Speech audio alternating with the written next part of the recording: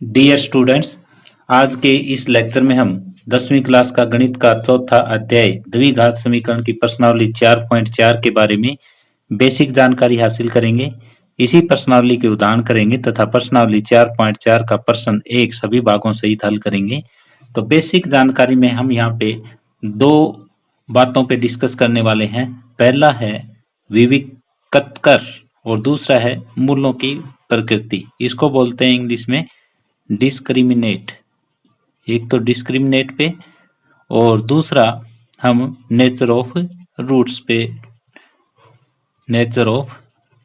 पे डिस्कस करने वाले हैं। डिस्क्रिमिनेट और नेचर ऑफ रूट, विविकत कर और मूलों की प्रकृति। तो अब जैसे हमें एक कोई द्विघात समीकरण दे रखी है ax² plus bx plus c बराबर 0। ये कोई द्विघात समीकरण है। इसका विविकत कर कैसे ज्ञात करेंगे? तो ये डिस्क्रिमिनेट यानी विविकत जो होता है वो होता है b² माइनस 4ac। ये जो है विविकत कर b² माइनस 4ac, ये ज्ञात करना जो है ये डिस्क्रिमिनेट होता है। दूसरा है मूलों की प्रकृति। मूलों की प्रकृति किस टाइप की है? यदि b² माइनस 4ac 0 से बड़ा है तो मूल है वो वास्तविक होंगे और अलग अलग होंगे। मूल वास्तविक होंगे और अलग अलग होंगे। दूसरी कंडीशन ये है, यदि b² माइनस 4ac 0 के बराबर है तो यहाँ पे मूल वास्तविक तथा बराबर होंगे।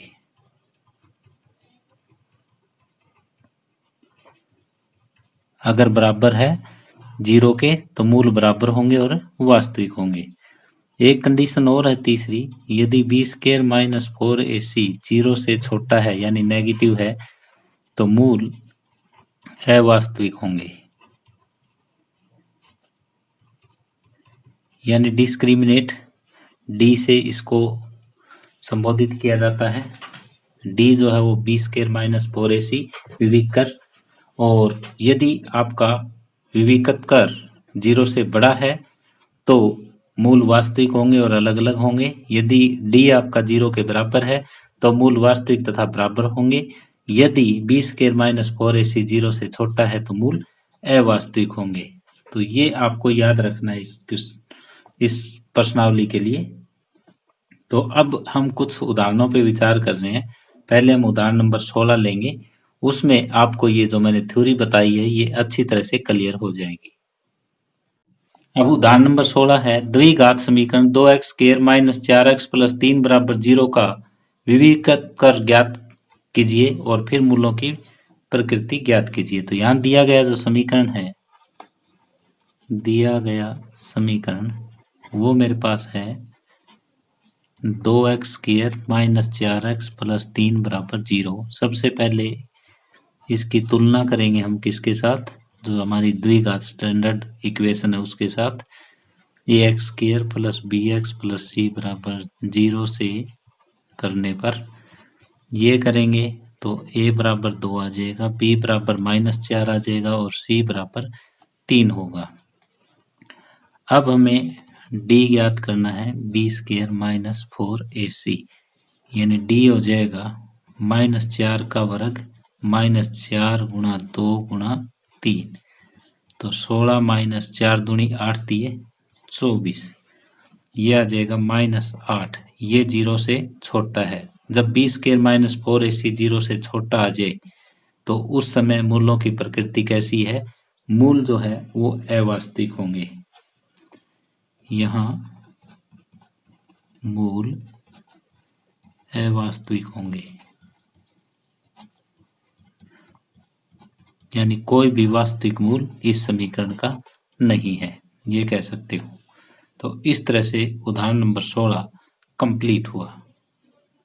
अब आगे उदाहरण नंबर 17 है, 13 मीटर व्यास वाले एक वृत्ताकार पार्क की परिसीमा के एक बिंदु पर एक खंभा इस प्रकार गाड़ना है। कि इस पारक के एक व्यास के दोनों अंत बिंदुओं पर बने फाटकों ए और बी से खंभे की दूरियों का अंतर 7 मीटर हो। क्या ऐसा करना संभव है? यदि है तो दोनों फाटकों से खंभे की दूरी क्या है? तो मैं यहाँ आपको ये बता देना चाहता हूँ कि दिया हुआ क्या है। यहाँ पे एक वृत्ताकार पार्क दिया हुआ है सबसे पहले, और पार्क का हमें एक व्यास दिया हुआ है AP, और एक खंभा हमें P यहाँ इस तरह से गाड़ना है कि A से P की दूरी और B से P की दूरी का जो अंतर है वो 7 है। अगर मैं A से P की दूरी जो है वो x मानता हूं तो B से P की दूरी x प्लस 7 हो जाएगी। अब देखो 13 मीटर व्यास है, व्यास हमारे पास 13 मीटर है, और ये अर्धवृत्त हो जाएगा। अर्धवृत्त में बना हुआ कोण कितने का होता है?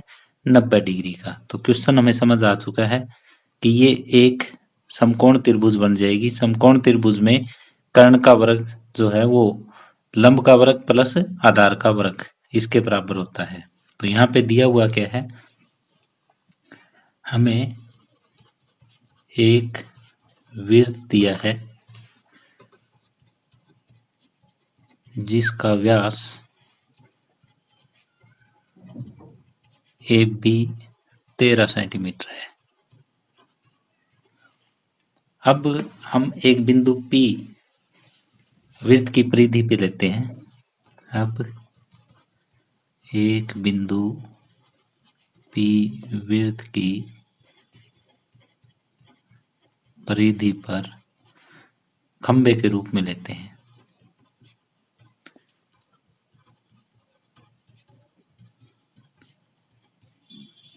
और किस तरह से लेते हैं ये कि AP को हमने x मान लिया और BP x प्लस 7 है, ताकि इन दोनों की दूरियों में अंतर है वो 7 आ जाए।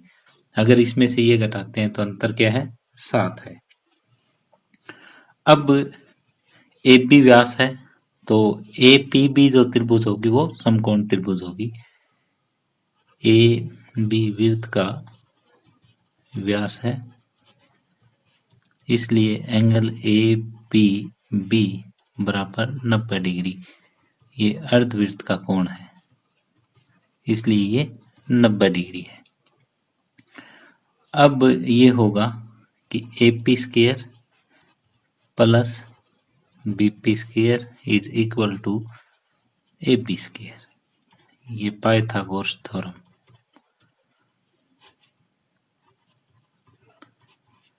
अब AP स्क्वायर x का वर्ग, BP स्क्वायर x प्लस 7 का वर्ग बराबर 13 का वर्ग, ये आ जाएगा हमारे पास। अब a प्लस बी का स्क्वायर खोल लोगे, A square plus B square plus 2AB बराबर 169। X square plus X square 2x square plus 14x plus 49 minus 169 बराबर 0। 2x square plus 14x minus 169 में से 49 जाएंगे 120, नेगेटिव का बड़ा है तो नेगेटिव आ जाएगा। अब दोनों तरफ 2 से हम भाग दे देंगे तो ये आ जाएगा x square plus 7x minus 60 बराबर 0। अब ये देखना है कि क्या ऐसा पॉसिबल है, तो इसकी तुलना करेंगे हम ax square plus bx plus c बराबर 0 से। इसकी तुलना ax square plus bx plus c बराबर 0 से करने पर क्या होगा? a बराबर 1, b बराबर 7, c बराबर -60। तो ये यदि हमें दिखाना है कि क्या ऐसा संभव है, तो आपको b स्क्वायर माइनस 4ac ज्ञात करना है, वो 0 या 0 से बड़ा होना चाहिए। तो ये देखो 7 का वर्ग माइनस 4 गुणा a गुणा c, 49 प्लस 240, ये हो जाएगा 289। और ये 0 से बड़ा है, तो इसलिए ऐसा बिंदु संभव है। अगर ये ऐसा बिंदु संभव है तो वो बिंदु हम ज्ञात करेंगे। X square plus 7x minus 60 बराबर 0। अब हमें दो ऐसी संख्याएं ढूंढनी है, गुणा करें तो -60 आए और जोड़ करें तो 7 आए। गुणा करें तो -60 और जोड़ करें तो 7, ऐसा आना चाहिए। तो ये क्या पॉसिबल है ऐसा? ये प्लस का 12 और माइनस का 5, प्लस 12 माइनस 5, ये इस टाइप से पॉसिबल है। तो ये होगा x square plus 12x minus 5x minus 60 बराबर 0। X common, x plus 12 minus 5 common, x plus 12 बराबर 0। एक ब्रैकेट में x माइनस 5 हो जाएगा, दूसरी में x प्लस 12 हो जाएगा। तो या तो x माइनस 5 बराबर 0 या x प्लस 12 बराबर 0। तो x बराबर माइनस 12, x बराबर 5, ये संभव नहीं है। क्यों नहीं है? क्योंकि दूरी जो है कभी नेगेटिव नहीं होती, क्योंकि दूरी ऋणात्मक नहीं होती। तो इसलिए x बराबर 5 है, तो AP की जो दूरी है वो आ जाएगी 5 सेंटीमीटर, और BP की दूरी ये हो जाएगा x प्लस 7 यानी 5 प्लस 7 12 सेंटीमीटर। यही हमें ज्ञात करना था कि A से P की दूरी कितनी है और B से P की दूरी कितनी है। तो A से P की दूरी 5 सेंटीमीटर और B से P की दूरी 12 सेंटीमीटर। तो यहाँ पे हमें एक वृत्त दिया हुआ था जिसका व्यास AP दिया हुआ था, और एक बिंदु P वृत्त की परिधि पे लेना था, जिसमें जो A से P का डिफरेंस और B से P का जो डिफरेंस है उन दोनों दूरियों में अंतर 7 का होना चाहिए था। तो AP को हमने x ले लिया, BP को x प्लस 7 लेके पाइथागोरस प्रमेय लगाई, जिससे हमारे पास ये समीकरण आई। अब बताना है कि क्या यहाँ पे ऐसा करना संभव है। तो बी स्क्वायर माइनस 4ac ज्ञात करो। अगर वो 0 से बड़ा आ जाए या 0 के बराबर आ जाए तो ऐसा संभव है, नहीं तो ऐसा संभव नहीं था। तो ये 289 आया, 0 से बड़ा है, तो इसलिए ऐसा संभव है।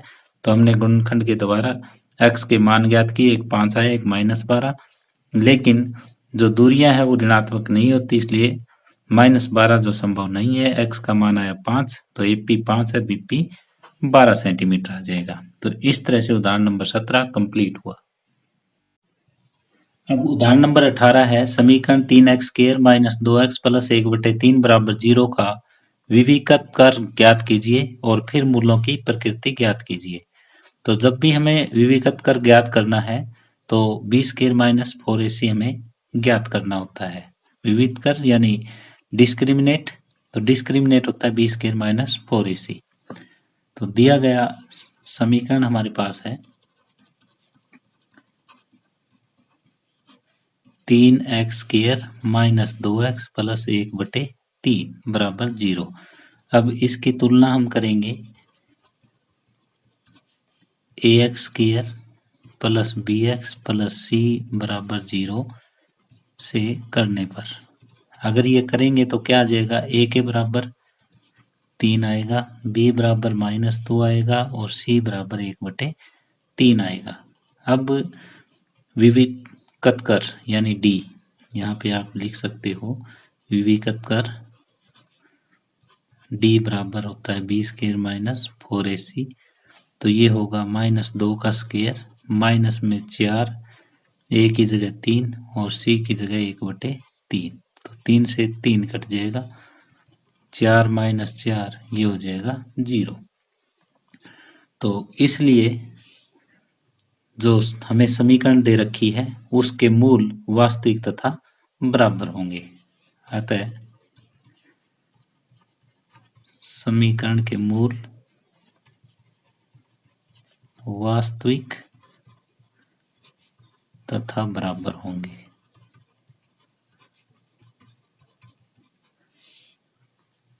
अब हमें क्या ज्ञात करना था, उन्हें ज्ञात भी करना है। प्रकृति, मूलों की प्रकृति ज्ञात कीजिए और मूल भी ज्ञात कीजिए, ये भी हमारे पास है।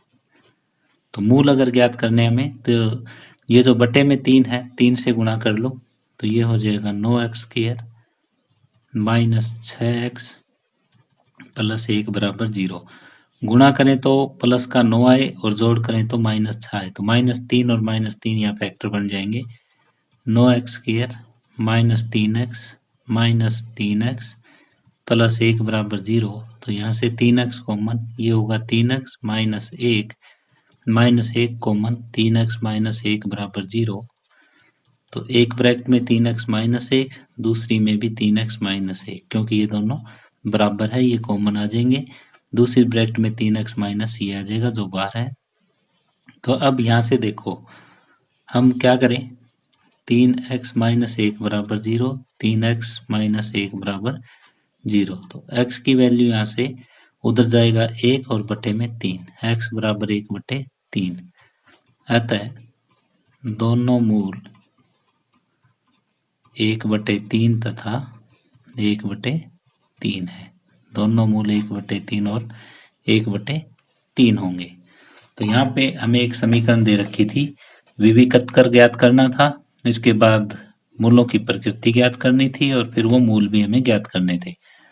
तो सबसे पहले हमने ax² plus bx plus c बराबर 0 से कंपेयर किया, ए बी सी का मान ज्ञात कर लिया और इसके बाद विविकत कर हमने ज्ञात कर लिया। विविकत कर 0 आया तो इसका मतलब समीकरण के मूल वास्तविक और बराबर है, वास्तविक और बराबर है, तो इसके बाद गुणनखंड विधि द्वारा हमने कर दिए, दोनों मूल 1/3 और 1/3 आए। तो इस तरह से उदाहरण नंबर 18 कंप्लीट हुआ। अब प्रश्नावली 4.4 पहला प्रश्न, निम्न द्विघात समीकरणों के मूलों की प्रकृति ज्ञात कीजिए, यदि मूलों का अस्तित्व है तो उन्हें ज्ञात कीजिए। और हमें पहला समीकरण दिया हुआ है 2x² माइनस 3x प्लस 5 बराबर 0।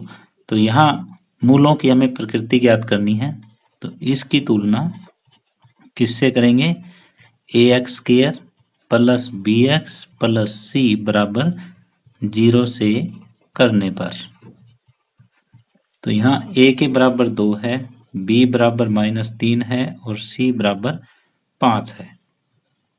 तो अब d हो जाएगा विविकत कर, d discriminate b² minus 4ac। तो b² क्या होगा, -3 का वर्ग माइनस में 4, a की जगह 2 और c की जगह 5, ये होगा 9 माइनस 4 दूनी 8 5 40, ये होगा -31 जो 0 से छोटा है। जब भी b² माइनस 4ac 0 से छोटा आ जाए तो मूल अवास्तविक होंगे, वास्तविक मूलों का अस्तित्व नहीं होगा। तो यहाँ वास्तविक मूलों का अस्तित्व नहीं है। अगर मूलों का अस्तित्व ही नहीं है तो हमें वो मूल ज्ञात नहीं करने, हम ज्ञात कर ही नहीं सकते वास्तविक मूल, अगर मूलों का अस्तित्व यहाँ पे नहीं है। तो इस तरह से प्रश्न नंबर 1 का भाग 1 कंप्लीट हुआ। अब दूसरा भाग हमें दे रखा है 3x² माइनस 4 वर्गमूल 3x प्लस 4 बराबर 0। ये एक समीकरण दे रखी है, मूलों की प्रकृति ज्ञात करनी है, यदि इसके मूल वास्तविक है तो उन्हें ज्ञात करने हैं। तो सबसे पहले इसकी हम तुलना करेंगे, इसकी तुलना किससे करेंगे, ax² plus bx plus c बराबर 0 से करने पर। अगर ये तुलना करते हैं तो a का मान 3, b का आ जाएगा -4 वर्गमूल 3, c का मान आ जाएगा 4। अब विविकत कर ज्ञात करें, यानी d ज्ञात करें। d क्या होता है, b² माइनस 4ac। तो ये होगा -4 वर्गमूल 3 का वर्ग माइनस में 4, a की जगह 3 और c की जगह 4। तो जब हम 4 वर्गमूल 3 का वर्ग खोलेंगे, माइनस का वर्ग तो प्लस होगा, 4 चौके 16 गुणा में 3, ये होगा 48, माइनस 4 3 12 चौके 48, 48 में से 48 जाएगा 0। तो मूलों की प्रकृति कैसी है? मूलों की प्रकृति जो है वो किस टाइप की है? मूल वास्तविक होंगे तथा बराबर होंगे। यहाँ मूल वास्तविक तथा बराबर होंगे। तो ये तो मूलों की प्रकृति आई। अब हमें अगर मूल वास्तविक है तो उन्हें ज्ञात करना है। तो समीकरण लिखो दोबारा से, 3x² माइनस 4 वर्गमूल 3x प्लस 4 बराबर 0। तो ऐसी दो संख्याएं ढूंढनी है जो गुणा करें तो 4 और 3 की गुणा 12 है, गुणा करें तो 12 है, जोड़ करें तो माइनस 4 वर्गमूल 3 आए। तो ये हो जाएगा माइनस 2 वर्गमूल 3 और माइनस 2 वर्गमूल 3। गुणा करोगे तो 2 दूनी 4 3 12 आ जाएगा, और जोड़ करोगे तो माइनस 4 वर्गमूल 3 आ जाएगा। तो ये दो संख्याएं वो है जो हमें चाहिए। तो मध्य पद को इन दोनों के योग के रूप में हम तोड़ देंगे। तो ये होगा 3x² माइनस 2 वर्गमूल 3x माइनस 2 वर्गमूल 3x प्लस में 4 बराबर 0। इन दोनों में वर्गमूल 3 कॉमन, वर्गमूल 3x माइनस 2 और माइनस इन दोनों में 2 कॉमन, वर्गमूल 3x माइनस 2 बराबर 0। और ये x भी कॉमन आएगा यहाँ पे एक ब्रैकेट में, तो ये आ जाएगा वर्गमूल 3x माइनस 2 और दूसरी ब्रैकेट में वर्गमूल 3x माइनस 2, दूसरी में भी यही आ जाएगा। तो या तो ये 0 या ये 0। वर्गमूल 3x माइनस 2 बराबर 0, वर्गमूल 3x माइनस 2 बराबर 0। तो x हो जाएगा, ये 2 उधर जाएगा, वर्गमूल 3 नीचे चला जाएगा, x का मान हो जाएगा 2 बटे वर्गमूल 3। तो अतः दोनों मूल 2 बटे वर्गमूल 3 और 2 बटे वर्गमूल 3 होंगे। ये देखो मूलों की प्रकृति क्या थी? मूल वास्तविक होंगे और बराबर होंगे। तो यहाँ मूल वास्तविक है और दोनों के दोनों बराबर हैं। तो यहाँ सबसे पहले हमें d ज्ञात करना था, b² माइनस 4ac, जो 0 आया। 0 आते ही मूलों की प्रकृति कैसी हुई? मूल वास्तविक है और बराबर है। तो फिर हमें मूल वास्तविक मिले हैं तो वो ज्ञात करने हैं। गुणनखंड विधि के द्वारा हमने वो मूल ज्ञात किए जो 2 वर्गमूल 3 और 2 वर्गमूल 3 आए। तो इस तरह से प्रश्न 1 का भाग 2 कंप्लीट हुआ। अब हमें प्रश्न नंबर 1 का भाग 3 मिला है। 2x² माइनस 6x प्लस 3 बराबर 0 के मूलों की प्रकृति ज्ञात करें। यदि मूल वास्तविक है तो उन्हें ज्ञात करें। तो मूलों की प्रकृति के लिए हमें जो दी गई समीकरण है उसकी तुलना करनी पड़ेगी ax² plus bx plus c बराबर 0 से। और यहाँ पे हम देख रहे हैं कि a के बराबर क्या आएगा? a के बराबर 2, b के बराबर -6 और c के बराबर 3 है। अब d ज्ञात करेंगे, b² माइनस 4ac यानी -6 का वर्ग माइनस 4 गुणा a गुणा में c, ये हो जाएगा। तो ये 36 माइनस 4 दूनी 8 दिए 24, 36 में से 24 चले जाएंगे तो ये बचेगा 12, b² माइनस 4ac आएगा 12, और ये 0 से बड़ा है तो इसलिए मूल वास्तविक है और अलग अलग है।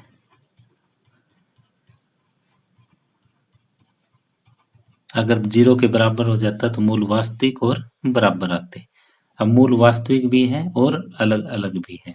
तो अब हमें समीकरण जो दे रखी है वो है 2x² माइनस 6x प्लस में 3 बराबर 0।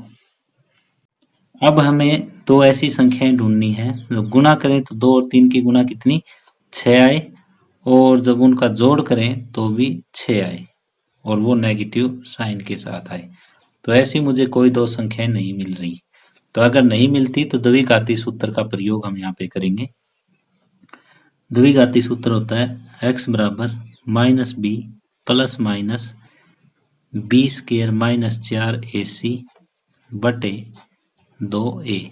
तो b का मान हमारे पास -6 है, तो -6 और प्लस माइनस b² - 4ac का हमने ज्ञात कर रखा है 12 है, बटे 2a, 2 गुणा में, तो इसको हम लिख सकते हैं 6 ± वर्गमूल 12 बटे 4।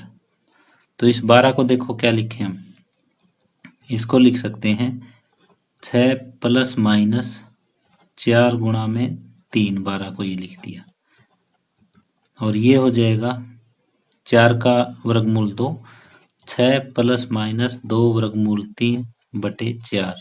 तो इन दोनों में से 2 कॉमन ले लो, यहाँ 3 बच जाएगा, प्लस माइनस वर्गमूल 3 बटे 4। तो ये कट के 2 एकम 2, 2 दूनी 4, 3 प्लस माइनस वर्गमूल 3 बटे 2 आया।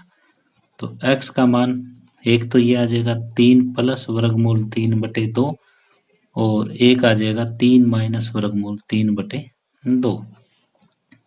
तो अतः दोनों मूल कौन कौन से होंगे, 3 प्लस वर्गमूल 3 बटे 2 और 3 माइनस वर्गमूल 3 बटे 2 होंगे। तो यहाँ